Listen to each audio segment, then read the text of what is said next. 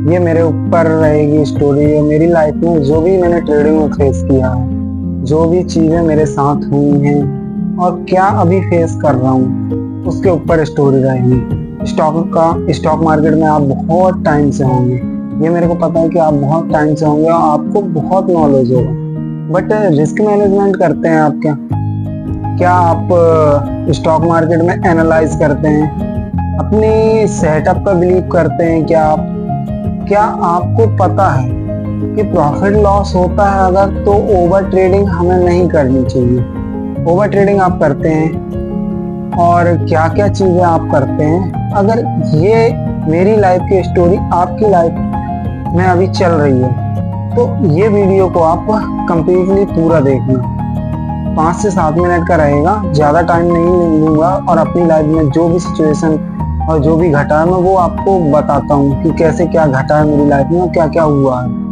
अगर आपको मेरी स्टोरी से कुछ एक्सपीरियंस होता है और कुछ अपनी लाइफ में स्टॉक मार्केट में ट्रेड करने के लिए सुधार करने की ज़रूरत है तो वो आप कंटिन्यू आपको करिए, सुधार करिए, स्टडी करिए उसके बारे में।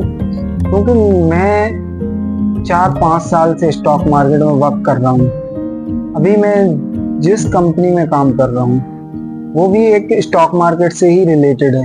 इंडियन मार्केट की बात कर रहा हूँ, फॉरेक्स मार्केट में करता नहीं हूँ। फॉरेक्स मार्केट का मुझे इतना अच्छा एक्सपीरियंस है नहीं, बट मैं इंडियन मार्केट में वर्क करता हूँ। मुझे इंडियन मार्केट का अच्छे से एक्सपीरियंस है और मैं जिस स्ट्रेटजी पे वर्क करता हूँ वो लिक्विडिटी स्वाइप पे ही वर्क करता हूँ।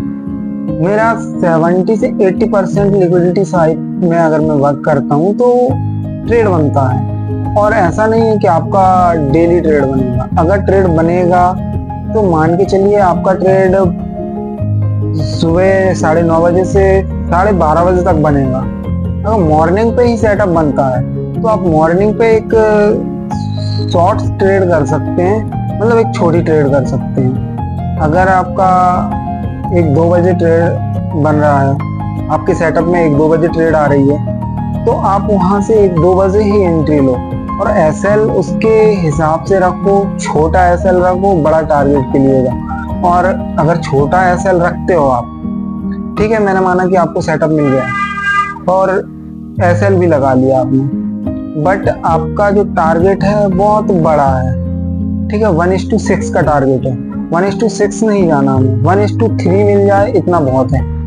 ज़्यादातर मैं जो ट्रेड करता हूँ 1:2 में ही करता हूँ, क्योंकि मेरे को पता है कि अगर मैं 6 रुपये कमा रहा हूँ और 3 रुपये दे रहा हूँ तो मेरा अगर एक ट्रेड में लॉस हो जाता है और नेक्स्ट जो ट्रेड में सेटअप पे लेता हूँ उस ट्रेड में मेरे को प्रॉफिट हो जाता है, तो मान के चलिए मेरा लॉस प्रॉफिट बराबर हो जाता है। क्योंकि मैंने 3 पॉइंट दिए, 6 पॉइंट दिए, 1:2, तो 3 पॉइंट दिए जो वो लॉस में चले गए, 3 पॉइंट मेरे प्रॉफिट में चले गए। नेक्स्ट ट्रेड में लूंगा अगर तो उसमें मैं प्रॉफिट जनरेट कर सकता हूँ। अभी जो सिचुएशन मेरे साथ है मैं बता दूं अभी मेरी लाइफ में चल क्या रहा है। मैं ज़्यादा नहीं 5 से 6 साल से मार्केट में वर्क कर रहा हूँ, प्लस अपनी जॉब कर रहा हूँ जो एडवाइजरी की जॉब है मेरी। तो मैं वहाँ जाता हूँ काम करने, ठीक है, मेरे को एक सैलरी मिलती है जो अच्छी सैलरी नहीं है। एक मिडिल क्लास फैमिली से बिलोंग करता हूँ, उसके हिसाब से मेरे को 20 से 25 हज़ार, 15 हज़ार, 20 हज़ार, 25 हज़ार, क्योंकि मैं परसेंटेज बेस पे काम करता हूँ। अगर जितना काम करूँगा मैं उतनी सैलरी आएगी। ये भी कंफर्म नहीं रहता मेरा कि मेरी अगले मंथ सैलरी आने वाली है या नहीं। और मैंने अभी रिसेंटली 3 डेज में कम से कम 1.5 से 2 लाख रुपए का लॉस कर चुका हूँ। और मेरा फर्स्ट डे जो मंडे के दिन हुआ, फ्राइडे के दिन हुआ था, वो 20K का लॉस हुआ था। 20K के लॉस में मैंने एक्सेप्ट किया, उसे ट्रेड से बाहर हो गया। और नेक्स्ट डे मेरा जो लॉस हुआ था वो 30K के अराउंड हुआ। मंडे के दिन 30K के अराउंड हुआ मेरा लॉस, ठीक है। ये मैं लॉस रिकवर कर सकता था, 30K और 20K लॉस रिकवर कर सकता था, क्योंकि मेरे पास अभी ऑलमोस्ट 120K अराउंड मेरे पास इतना कैपिटल था कि मैं उससे लॉस रिकवर कर पाऊँ। तो मैंने ऑलमोस्ट जो सेटअप बनाया था वो सेटअप मैं आपको दिखाऊंगा कि ये सेटअप थे मेरे। मैं आपको स्क्रीन में नीचे सेटअप लगा दूंगा कि क्या सेटअप थे मेरे, ठीक है। जो सेटअप थे मेरे वहाँ पे मैं उन पे एंट्री ली। मॉर्निंग से मैंने ट्रेड किया लाइक 12:30 बजे के आसपास। मेरा 40,000 के आसपास का प्रॉफिट हो गया था। और मैंने लिक्विडिटी स्वाइप पे रखा था कि मार्केट अगर यहाँ से रिवर्स होगा, ऑलमोस्ट रिवर्स हुआ मार्केट, तो ऑर्डर लगा के रखा था मैंने 180 क्वांटिटी 270 के हिसाब से। 180 क्वांटिटी थी मेरी सनसेक्स में, और मेरा टारगेट था 50 पॉइंट का। अचानक से मेरे दोस्त का मैसेज आता है कि भाई चलना है। मैंने ध्यान नहीं दिया कि मेरा ऑर्डर लगा हुआ है 180 क्वांटिटी, और मैंने फास्ट कुछ मतलब मिसअंडरस्टैंडिंग हुई, और वहाँ से मैंने अपना सिस्टम बंद किया और निकल गया। ट्रेड मेरे सेटअप पे आती है, ऑर्डर एग्जीक्यूट होता है, 50 से 70 पॉइंट वो मेरे को देके जाती है, बट ना उस ऑर्डर में मैंने एसएल लगाया था ना टारगेट लगाया था। वहां से ट्रेड रिवर्स हुई और एफवीजी फेयर वैल्यू गैप जो होता है वहाँ एफवीजी बना, एक एफवीजी फुलफिल हुआ। मार्केट ने वहां से रिजेक्शन लिया और मार्केट कॉल पे चला गया, और सेंसेक्स की अभी एक्सपायरी थी तो वहां पे क्या हुआ मेरा कैपिटल यूज हुआ था 170 के अराउंड। मेरा कैपिटल अराउंड 90 प्लस का यूज हुआ था। 90 प्लस के कैपिटल में मैंने देखा नहीं, मेरा कैपिटल स्वाइप अप होके ट्रेड पूरी 0.5 मतलब कि पूरा जीरो हो गई, और वहां से मेरा कैपिटल स्वाइप अप हो गया। अब मेरे पास रूम रेंट देने के पैसे नहीं हैं, ना मेरे पास ऑफिस जाने के किराए के लिए पैसे हैं। अब मैं सोच रहा हूँ करूँ क्या, समझ नहीं आता मैं करूँ क्या। देख रहा हूँ कुछ दोस्तों से बात की है, उन्होंने बोला मेरे पास अभी पैसे नहीं, और मेरा कैपिटल पूरा स्वाइप अप हो गया।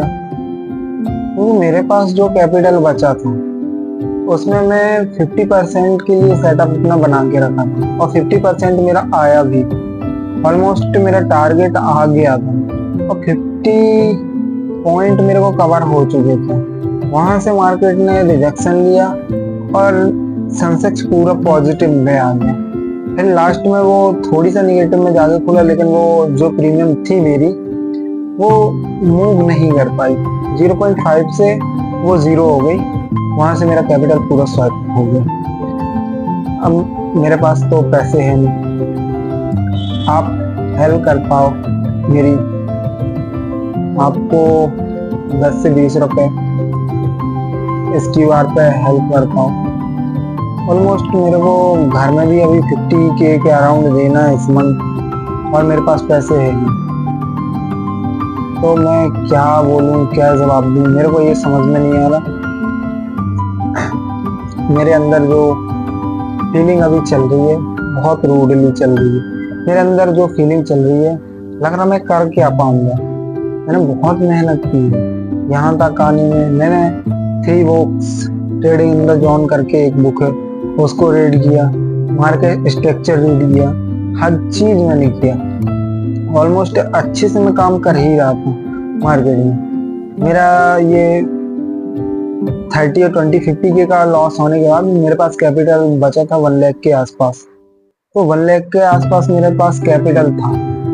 1 लाख के आसपास कैपिटल में मैं 40 के आसपास मैंने प्रॉफिट कर लिया था, और मेरा टारगेट था नेक्स्ट डे में अपना पूरा लॉस रिकवर करके फिर से अपना कंटिन्यू करूंगा। 40 वो प्रॉफिट भी गया, 50K जो मेरा लॉस हुआ था वो भी गया, 1.5 लाख के आसपास मेरा पूरा लॉस हो गया।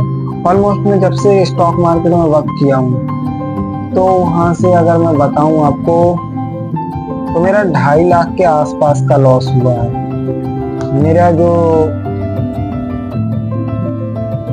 मेरा जो सेविंग था पूरा सेविंग खत्म हो गया। मेरे पास जो पैसे थे थोड़ी बहुत वो भी खत्म हो गए। अगर इतनी सी हेल्प कर पाओ आप, ओनली 20 रुपीज 10 रुपीज भी अगर पर पर्सन करेगा तो 3,000 लोग अगर करेंगे मेरी तो ऑलमोस्ट मेरे पास 50,000 के आसपास का कैपिटल बन जाएगा। प्लस मैं घर में 50,000 वो दे दूंगा। अभी मैं अपने लिए कोई यूज नहीं करूंगा क्योंकि मैं एक मिडिल क्लास फैमिली से बिलोंग करता हूँ। मेरी फैमिली भी मेरे ऊपर डिपेंड है और वो भी सोचती है कि मेरा बेटा कमा के देगा। लेकिन मैं जिस स्थिति पे हूँ आज, वो स्थिति का मेरे को अंदाजा नहीं था कि ऐसा हो जाए, क्योंकि मैंने ऑलमोस्ट प्रॉफिट कर लिया था और ऑलमोस्ट मेरा 50 से 60 के अराउंड मेरा प्रॉफिट होता अगर उस ट्रेड में मैंने टारगेट ऐसे लगा के रखा होता। लेकिन जो डीमेट मैं यूज करता हूँ, धन का डीमेट, उसमें पहले लिमिट सेट की जाती है, फिर बाद में उसमें जब ऑर्डर एग्जीक्यूट हो जाता है तो अपन उसमें एक चीज लगा सकते हैं, या तो एसएल लगा लें या तो फिर टारगेट लगा लें। तो ये गलती मेरे से हुई कि मैं एसएल ना टारगेट लगा के नहीं गया और मेरे को ये पता ही नहीं था कि मेरा जो ट्रेड है वो एग्जीक्यूट हो गया और मैंने एक ऑर्डर लगा के रखा है। मार्केट ने रिजेक्शन लिया, मेरे को नहीं पता कि कैसे हुआ। मेरे सेटअप के अकॉर्डिंग मेरी ट्रेड जा रही थी और मार्केट ने जिस तरह से रिजेक्शन लिया, इनसाइडर ट्रेडिंग कर रहे हैं अभी लोग। ये मेरे को पता है कि जो बड़े बड़े लोग हैं जिनके पास अपन से ज्यादा फंड है, मान लो कि जहां अपन काम करते हैं उस मार्केट को वो हैंडल करते हैं, वो इनसाइडर ट्रेडिंग कर रहे हैं। इनसाइडर ट्रेडिंग में ज्यादातर होता है कि मार्केट अपने बिहाफ पर नहीं चलता, मार्केट ओवरलैप करता है और यही मेरे साथ हुआ। मेरा फंड खत्म हो गया। Please help me, thank you so much. अगर इतनी हेल्प कर पाओ मेरी तो थैंक यू।